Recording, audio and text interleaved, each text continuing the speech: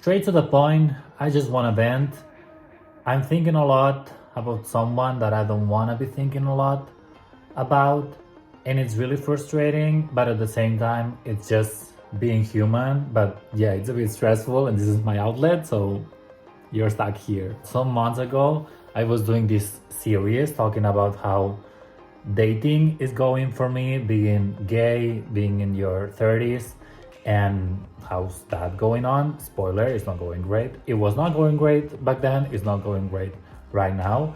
But still, I'm trying to be positive. I'm trying to face these challenges, quote unquote, as something that is making me a better person, basically, because it would be really easy to just go back to hookups, go back to relationships that don't work and just force things. And I don't want that. I feel like I'm ready for a better relationship, for a grown-up relationship, if that makes sense. We're not there yet, but I feel like we're making the right moves.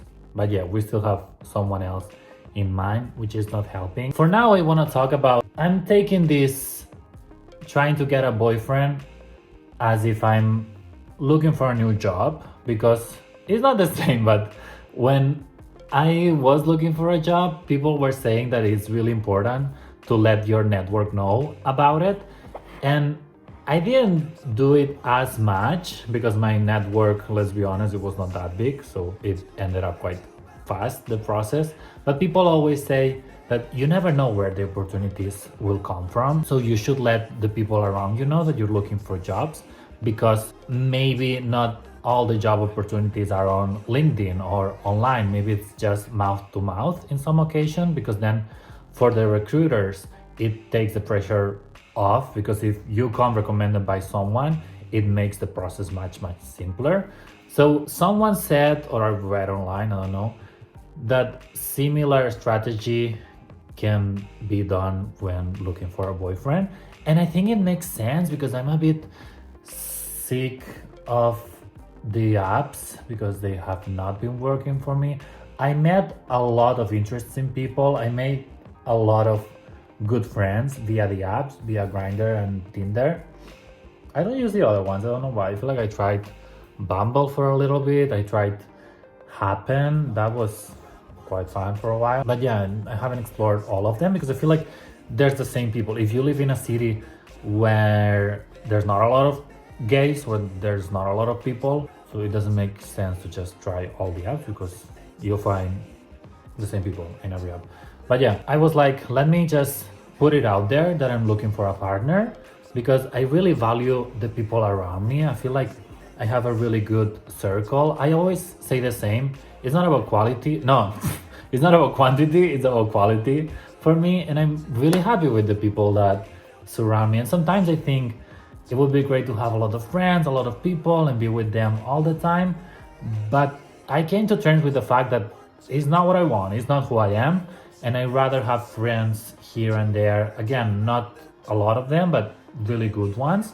So I feel really comfortable with them, and I feel like I can be honest and the best version of myself. Yeah, that's besides the point. I always go in different tangents.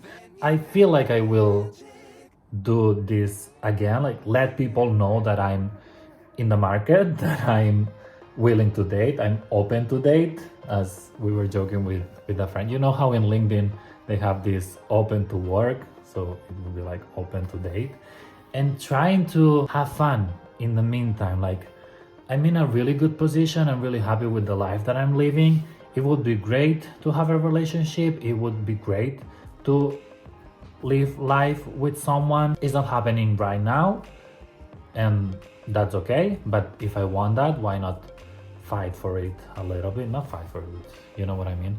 Just putting it out there, because it's something that I want. So let's put it out there in order for people to connect me with relevant people. But the thing, like I said, I don't know a lot of people, but I feel like I forget to tell some people that I'm good acquaintance with. Like, maybe we are not best friends, but we have a really good relationship. The closest friends around me, they know that I'm looking for someone. But maybe now the next step on this strategy is to tell people that I'm not that close with, people that I am close in a way, but not that close, that I am open for a relationship. And this week at work, I was feeling myself. I was feeling really brave, I guess. And this co-worker, we are close, but not that close.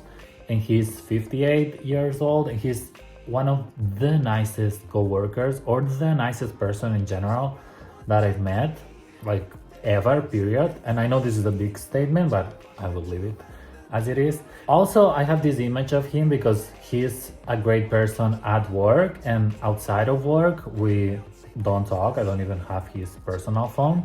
So the image that I have of him, it's amazing, and there's no way to mess it up because we don't have a relationship outside of work. And it's not like we work directly together. He's in another department, but again, that's beside the point. People don't need that much detail. Just go straight to the point. Oh my god. So I was talking with this person, and it was just the two of us at the office. And again, I feel like I can trust this person. We had quite a lot of talks about different topics, more serious, more nonchalant and stuff. I always like to use this word for some reason. I'm probably not using it right, but yeah, nonchalant topics. And I'm like, should I ask if he knows about someone? Again, he's much older than me, but people know people from all different journeys of life, all different walks of life, so why not just try? So it was a bit uncomfortable at the beginning, but I was brave enough and I told him that I am open to have a relationship, and what if he knows of someone that is younger than him and single and gay. He's not gay, he's not on his 30s, but still, you never know. And he was thinking about it. He's like, no, nobody comes to mind, but I will think about it. And then we started talking about the fact that it is difficult to meet people nowadays, because before, I feel like societally, they were kind of forcing the idea that you need to have a partner, you need to be in a relationship. So everyone wanted a relationship. So when you were going out, like everyone was more or less thinking about if they were single, they needed to meet people. I don't know, at least this is how it works in my mind. But nowadays, there are people who want a partner, there are people who want to be single, maybe forever. Some people just want hookups.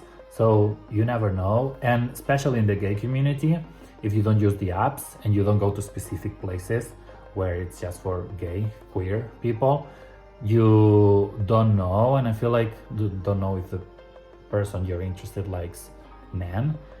And this is a bit tricky. I don't think, at least in the place where I live in Helsinki, Finland in 2025, I don't think it would be a big drama if I go to someone that I like, let's say in a coffee shop. I find someone really cute and I go to them and I'm like, oh, I think you're cute, here's my number.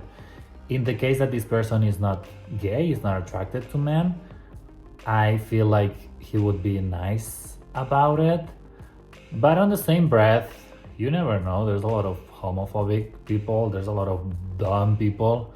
So maybe they get offended for some reason. I don't know, I always say that in the gay community, like meeting people in general and trying to find a partner, it's trickier than in the straight world. But I don't know how it is in the straight world, but I guess we have less chances to find someone, like statistically, because there's less gay people. But yeah, so I was having this conversation with this coworker, and someone came in, someone that I didn't know, and he asked this person, because this new person, she was much younger than him, and he asked this person that I didn't know at all. He asked, how do people meet people nowadays? And apparently this person is like, I didn't get fully what she does for a living, but something on the lines of coaching people to network a little bit better, like in a professional setting, like how to connect with people and from these connections get the most out of it and nourish them, I guess, and not just meeting people and add them on LinkedIn, but trying to, I guess, benefit from each other, but from a professional standpoint. But I guess some of the tips can also be used in a relationship setting, relationship environment. And she said a lot of really interesting stuff that I really want to start putting into practice. Some of them being that if you go to a place and you're in the mindset that you want to meet people, like check your energy before going in. And I'll put a really simple example.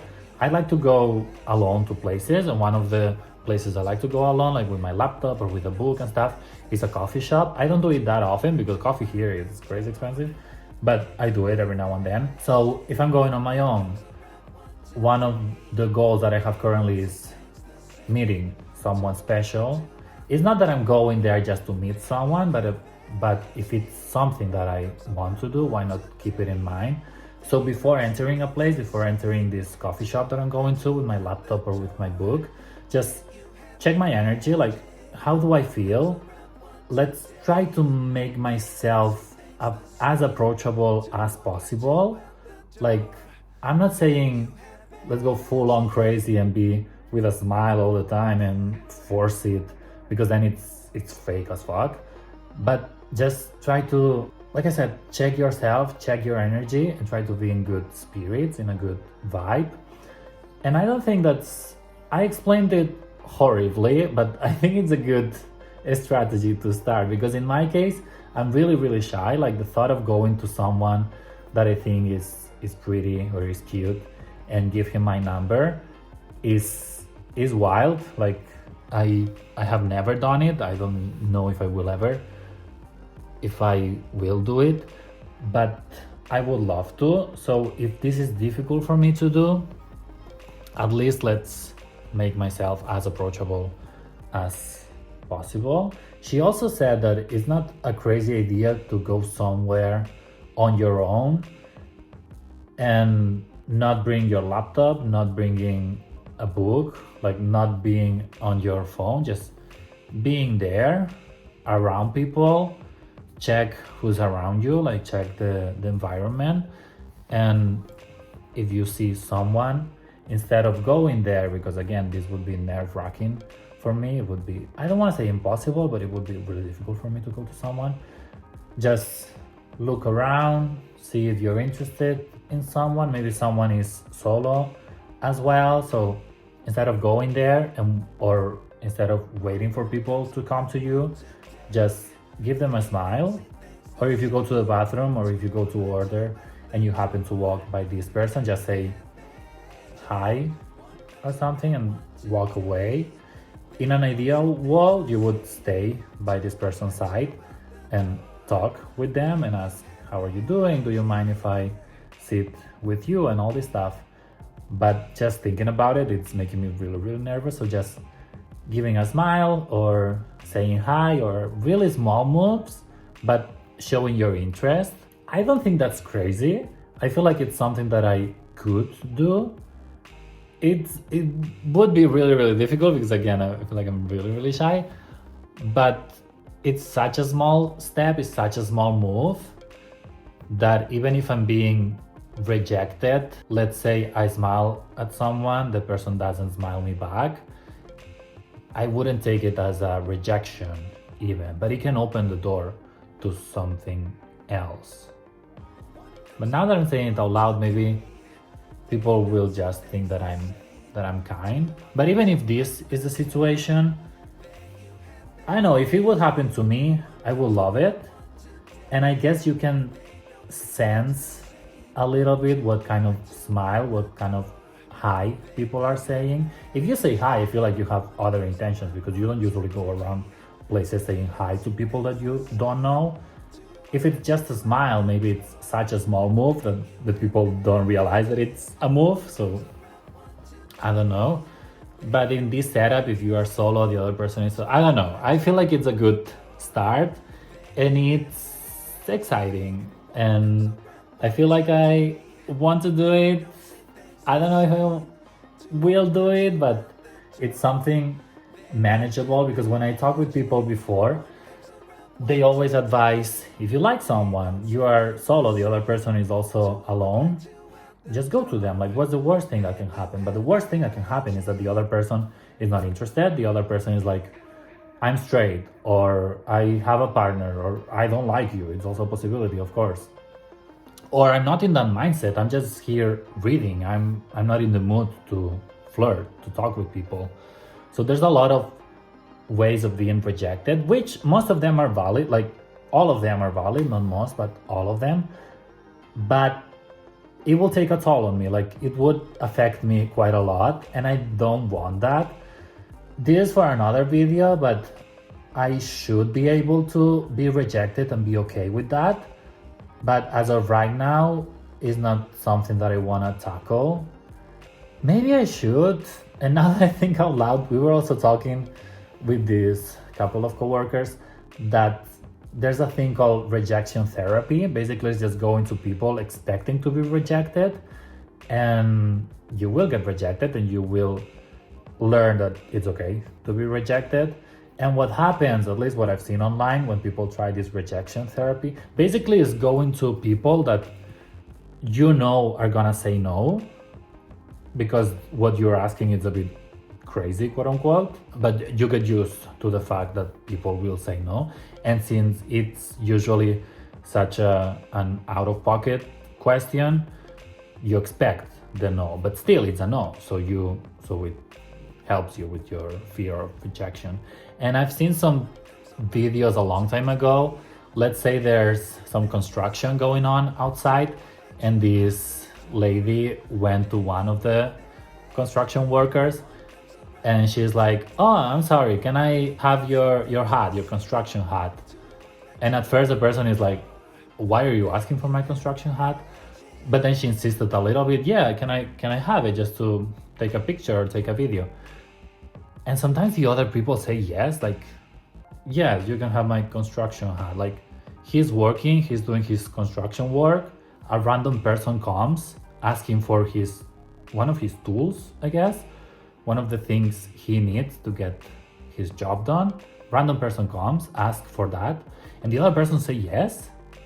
Just crazy. I feel like people afraid of rejection, like me, have a lot of overthinking issues. Like, the scenarios we build in our head are crazy, and most of the time people are nice and they don't mind saying yes to out-of-pocket stuff. So maybe I should try this rejection therapy, but I feel like this is for another video or another level. I think I will start with the smiling to people, maybe saying hi, but that's another level. Yeah, I don't know, but this conversation really motivated me a little bit to put myself out there and to be more brave in a way, because sometimes, again, I'm in a really good position, but I do want a partner. I'm not desperate. Like, if it comes, it comes. If it doesn't, it's okay.